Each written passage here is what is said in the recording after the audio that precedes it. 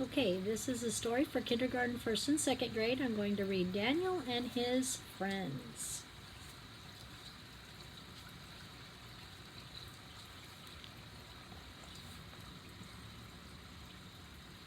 It was noontime, call to prayer.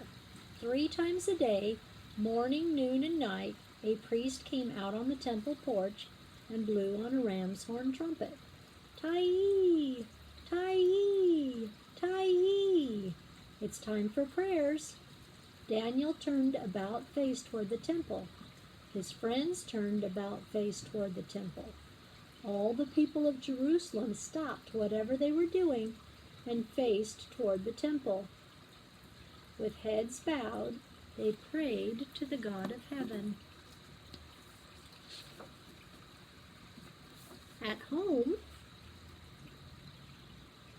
Daniel's mother served pulse for lunch. Pulse is food like beans and vegetables, brown bread, berries, and dates.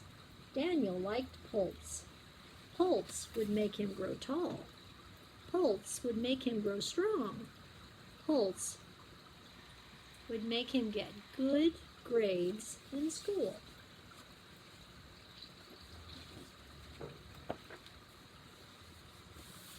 Daniel, his 3 friends, and all the people of Jerusalem felt safe in their city. For hadn't the city a high stone wall around it? And were there not strong gates in the wall, with a watchtower above each gate, where watchmen kept watch day and night? If Daniel listened, he would hear the watchman call, "First watch, all is well," and then later, "Second watch, all is well," and still later, "Third watch, all is well."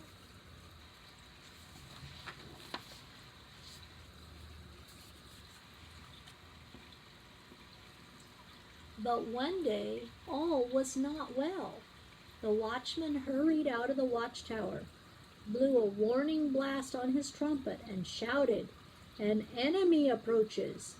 Quickly, the gates were shut and barred. Men mounted city walls. Boys climbed rooftops. Far away, so far that soldiers and camels looked like a line of creeping, crawling bugs, came the dread army, the feared army of Babylon. Closer, closer, closer the army came.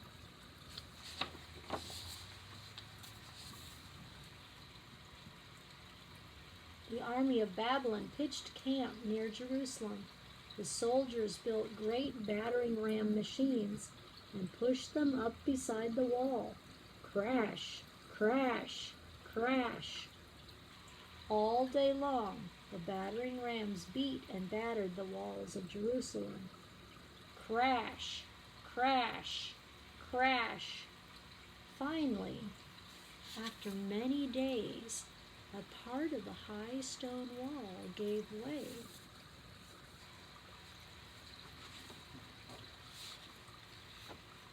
The army of Babylon marched into Jerusalem. Some of the soldiers climbed the hill to the temple and took away the temple's golden vessels, as the king of Babylon had commanded them to do. Some soldiers took men and boys prisoners. They took Daniel and his 3 friends.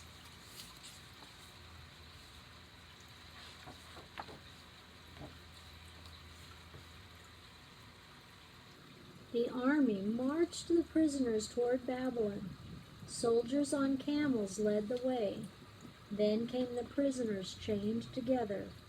Next, donkeys bearing the gold vessels. Then more soldiers. For days and days the procession marched across a hot, sandy desert. Daniel's sandals wore out. His friends' sandals wore out. But on and on they had to march until they finally came to Babylon. The king of Babylon sat on his royal throne while soldiers paraded the prisoners before him. Said the king to the captain of the army, "Choose men from among the prisoners, goodly boys, give them food from my table to eat, and give them of my wine to drink. They shall go to school for 3 years to learn the wisdom of Babylon." Daniel and his 3 friends were chosen. Prince Melzar was given charge over the boys.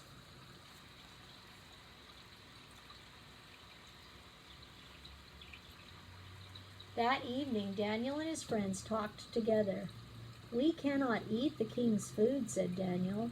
"It has been offered to idols. And besides, the king's food is not the best food for boys. Neither can we drink the king's wine. What shall we do?" the boys asked one another. Then Daniel thought of a plan.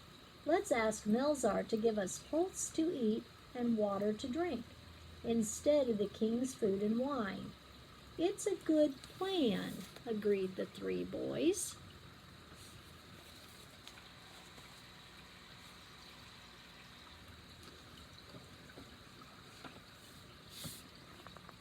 So Daniel and his friends went to see Prince Melzar.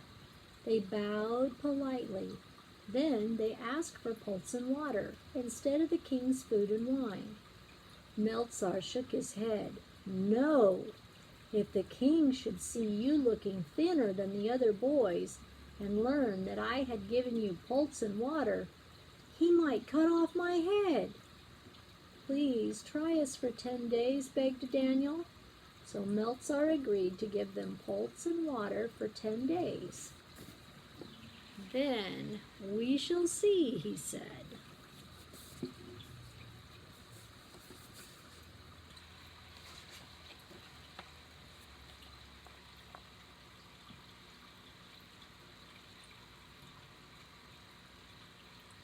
Although Daniel and his friends were far from home, and there was no sound of a ram's horn trumpet to remind them, they didn't forget to pray. Morning, noon, and night, Daniel opened his window toward the temple back in Jerusalem and prayed to the God of heaven. He asked God to bless the pulse and water and to please let it make them strong, so that Melzar might know that pulse and water were better for boys than the king's food and wine. When the 10 days had passed, Prince Melzar called all the boys before him. He looked at their faces. He felt their arms. He found that Daniel and his friends were fairer and fatter than the boys who ate the king's food and drank the king's wine. So ever after, during the 3 years of school, Prince Melzar gave Daniel and his friends pulse to eat and water to drink.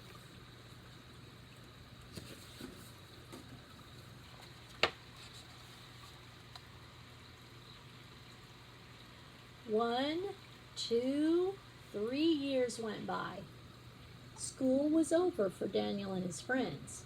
They had grown taller. Had they grown wiser?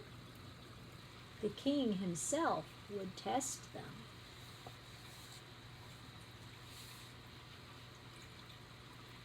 Daniel and his friends dressed in clean clothes, with hair combed and sandals polished. They stood before the king of Babylon. The king asked them question after question, and lo, the king found Daniel and his 3 friends 10 times wiser than all of the wise men of Babylon.